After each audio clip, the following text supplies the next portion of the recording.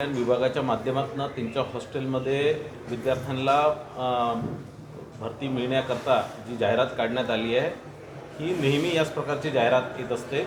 1984चा या संदर्भातला एक जी आर आहे आणि त्या जी आरच्या आधारेच या प्रकारच्या भरती या सगळ्या समाज कल्याणच्या हॉस्टेलमध्ये होत असते आणि त्याच प्रकारची एक नवीन जाहिरात आल्यामुळे मला असं वाटतं की कुठेतरी लोकांमध्ये संभ्रम आहे। त्या सगळ्या लोकांमध्ये ज्या लोकांमध्ये संभ्रम आहे त्यांनी 1984चा जी आर वाचून घ्यावा। संजय राऊत म्हणते की भाजप जातीय तेढ निर्माण करण्यासाठी मुद्दाम करते। संजय राऊतला दुसरं काही काम नाही आहे। सकाळी 9 वाजता येऊन काहीतरी कोणत्या तरी विषयावर बोलण्याशिवाय त्यांना दुसरं काही काम नसल्यामुळे ते या प्रकारची टीका टिप्पणी करतात। त्यांनी अभ्यास पूर्ण करून घ्यावा। त्यांनी 1984चा जी आर त्यांना मी आज पाठवतो, त्याचा अभ्यास करून 1984च्या जी आरच्या आधारावर या प्रकारची ॲड निघालेली आहे। रोहित पवार उपोषणाचा दुसरा दिवस आहे, काय सांगणार तुम्ही?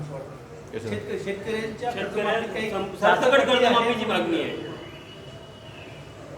मला असं वाटतं की रोहित पवारजींना त्यांनी जो राज्य सरकारने जो जी आर काढला आणि शेतकऱ्यांना जी एक ऐतिहासिक कर्जमाफी केली त्याचा पूर्ण अभ्यास नाही आहे।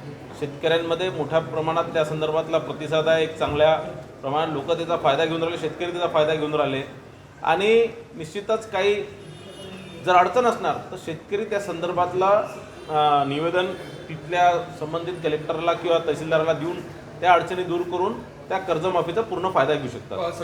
रोहित पवारांची मागणी ही शेतकऱ्यांची कर्जमाफीची नाही तर ज्या सहकारी बँकेंनी त्या शेतकऱ्यांना कर्ज दिलं आहे त्या लोकांची कर्जमाफीचा त्यांचा विषय। शेतकऱ्यांच्या संदर्भात रोहित पवारांचं मला असं वाटत नाही काही पोटतिडकी आहे म्हणून। संजय राऊत यांनी ज्या नरेंद्र मोदी यांच्यावर टीका केली आहे, पूर आणि अघोरी नेता जे आहे ते आमच्या देशाला लाभल्या, अशा प्रकारची टीका संजय राऊत यांनी नरेंद्र मोदींवर केली आहे।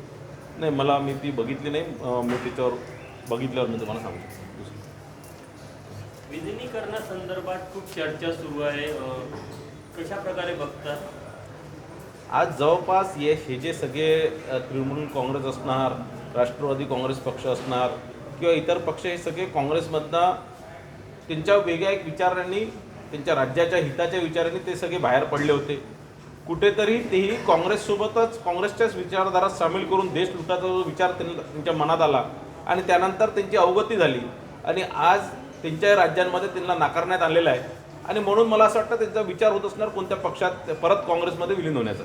भंडारा विधान परिषदेचं काय चित्र आहे? सध्या काँग्रेसची माघार आहे, विदर्भातच काँग्रेसची नामुष्की।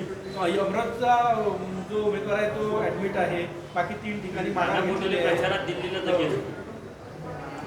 बघा, असं आहे की काँग्रेस पक्षाने निवडणूक लढण्याच्या आधीच हार मानून घेतलेली आहे आणि म्हणून सगळीकडे त्यांनी माघार घेतला आहे।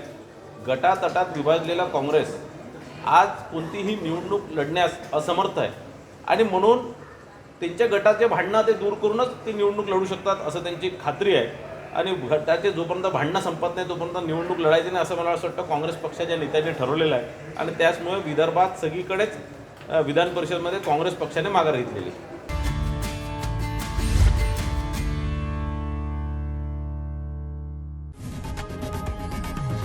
लोकशाही मराठी ऐका, पहा, जागरूक रहा।